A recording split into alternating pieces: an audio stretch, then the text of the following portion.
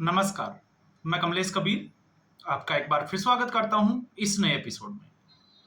आज के इस एपिसोड में हम बात करने वाले हैं राहुल गांधी कांग्रेस की।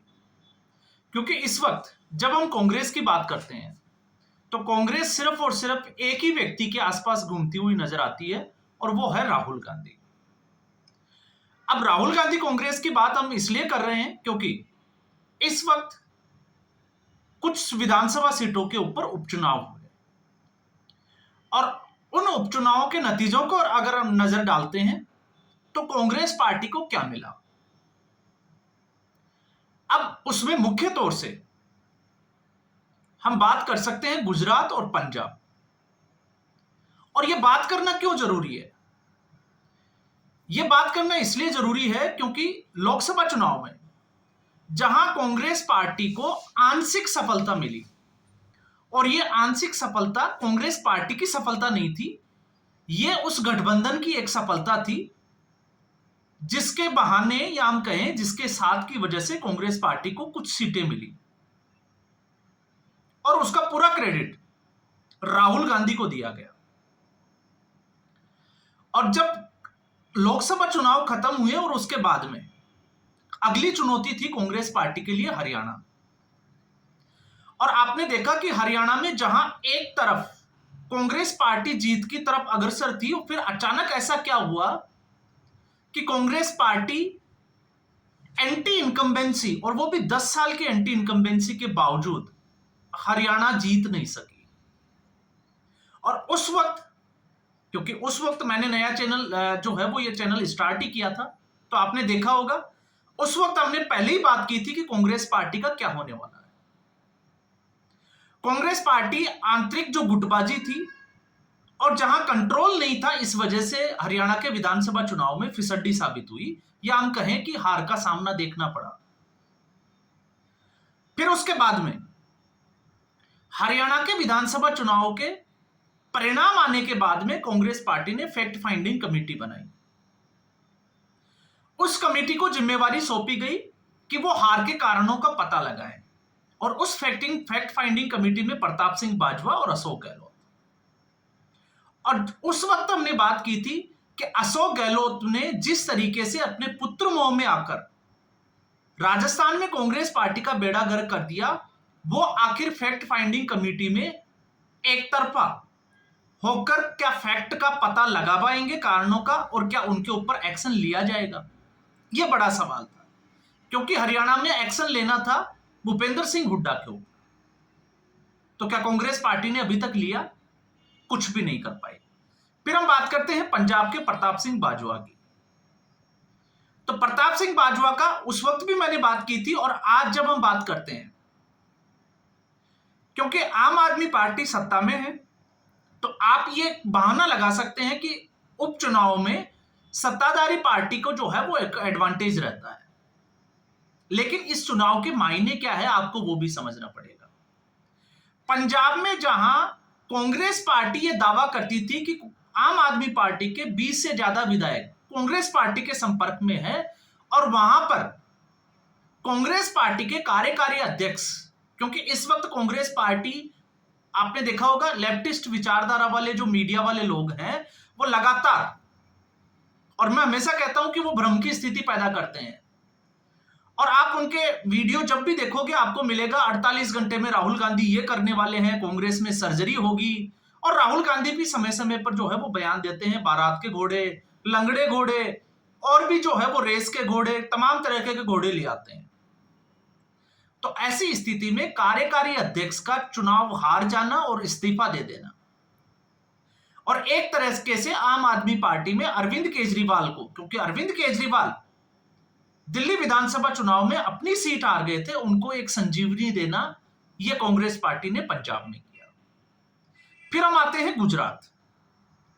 गुजरात ज्यादा इंपॉर्टेंट इसलिए हो जाता है क्योंकि राहुल गांधी को किसने राय दी, यह तो राहुल गांधी का अपना एक जो है वो निजी मामला है, लेकिन किसी ने तो यह कहा होगा कि अगर देश भर से भारतीय जनता पार्टी को सत्ता से दूर करना है और कांग्रेस पार्टी को वापस स्थापित करना है, तो भारतीय जनता पार्टी जिस गुजरात मॉडल के सहारे सत्ता में आई, उस गुजरात मॉडल को क्रैक करना पड़ेगा। और दूसरा, महात्मा गांधी का शताब्दी वर्ष कांग्रेस अध्यक्ष के लिए। तो राहुल गांधी ने कांग्रेस का अधिवेशन जो है वो अहमदाबाद में रखा और लगातार एक के बाद एक जो है वो आपको पता होगा फरवरी और मार्च में गुजरात के दौरे भी किए, भाषण भी दिए और लोगों ने खूब तालियां भी बजाई। और एक विचारधारा जिसको मैं कहूंगा कि जो मोदी विरोध में जो काम करने वाले जितने भी जो यूट्यूबर्स थे उन सब ने एक एजेंडा सेट किया कि अब कांग्रेस पार्टी कुछ अच्छा करने वाली। तो सबसे बड़ी बात यह थी, हमने उस वक्त भी जो है वो एक सवाल उठाया था कि कांग्रेस पार्टी में जब राहुल गांधी को यह पता है कि बाराती घोड़े कौन से हैं जो कांग्रेस में रहकर बीजेपी के लिए काम करते हैं, तो आखिर उनको कांग्रेस पार्टी से निकाला क्यों नहीं जा रहा?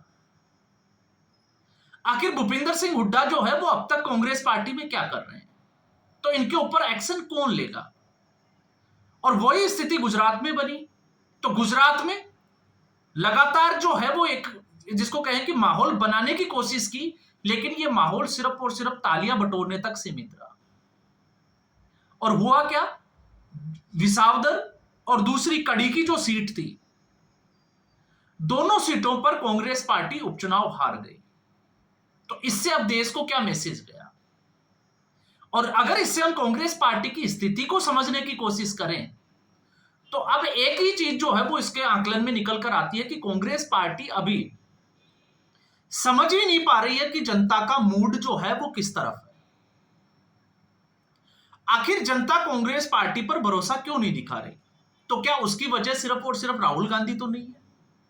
और जब हम राहुल गांधी की बात करते हैं तो फिर सवाल जो है वो बहुत सारे खड़े हो जाते हैं। और ये कौन से सवाल खड़े होते हैं? क्योंकि 2014 में आपको पता होगा जब गुजरात मॉडल के सहारे भारतीय जनता पार्टी ने नरेंद्र मोदी के नेतृत्व में चुनाव लड़ा और जनता ने विकास के मॉडल को जो है वो वोट किया। अब कांग्रेस पार्टी उसमें उलझी रही और उसमें उलझने के बाद में उरी का सर्जिकल स्ट्राइक और बालाकोट के एयर स्ट्राइक को भूल गई। और आपने देखा होगा लगातार पूरे देश में एक माहौल बनाया गया, विकास कब पैदा होगा, कब होगा, अब आया, कब आया, वो तमाम तरीके के भाषण जो है वो कांग्रेस पार्टी की तरफ से दिए गए।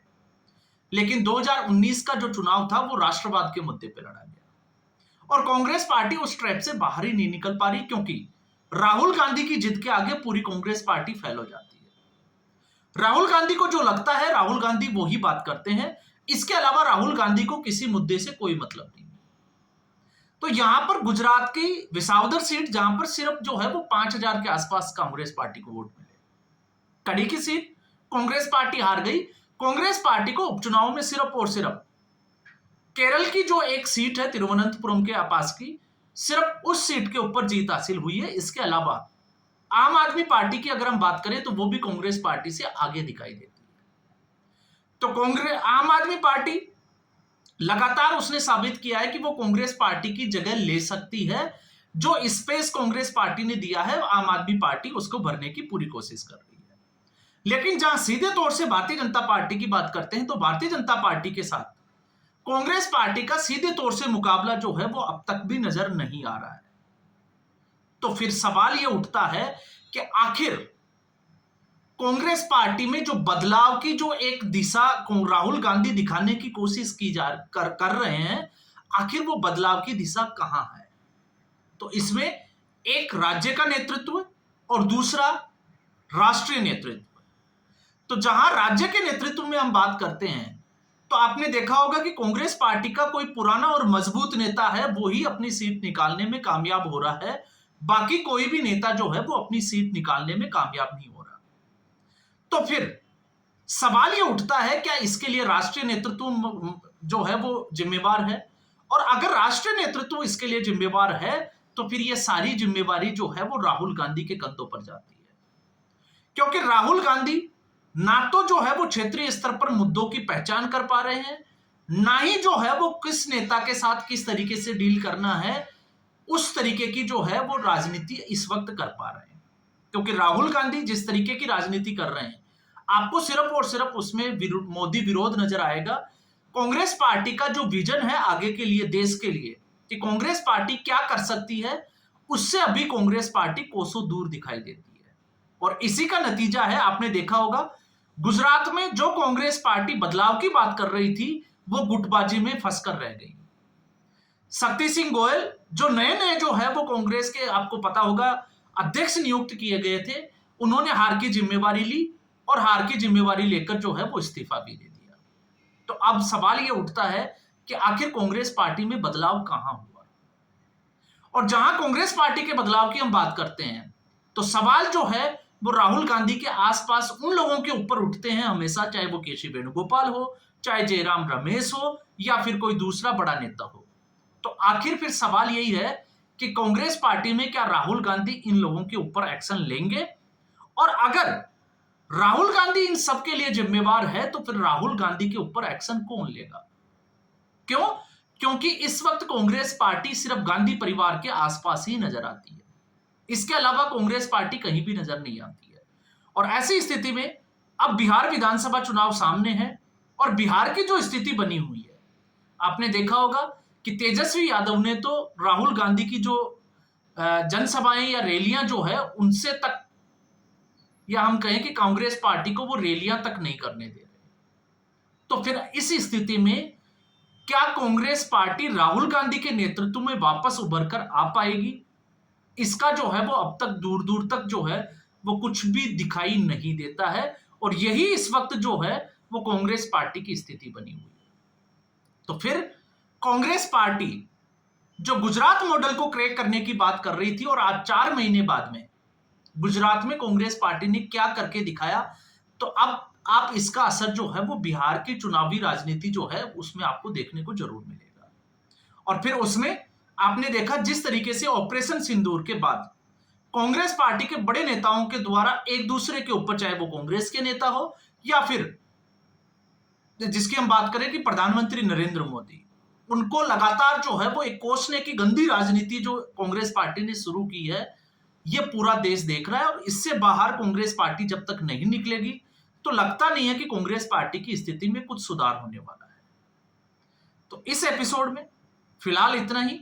उम्मीद करेंगे कि कांग्रेस पार्टी की जो स्थिति है, शायद कांग्रेस पार्टी में कुछ ऐसे लोग जरूर होंगे जो राहुल गांधी की चापलूसी को छोड़कर कांग्रेस पार्टी की मजबूती के लिए बात करेंगे और कांग्रेस पार्टी के नेता और कांग्रेस पार्टी उसको स्वीकार करेंगे। तो फिलहाल इस एपिसोड में इतना ही।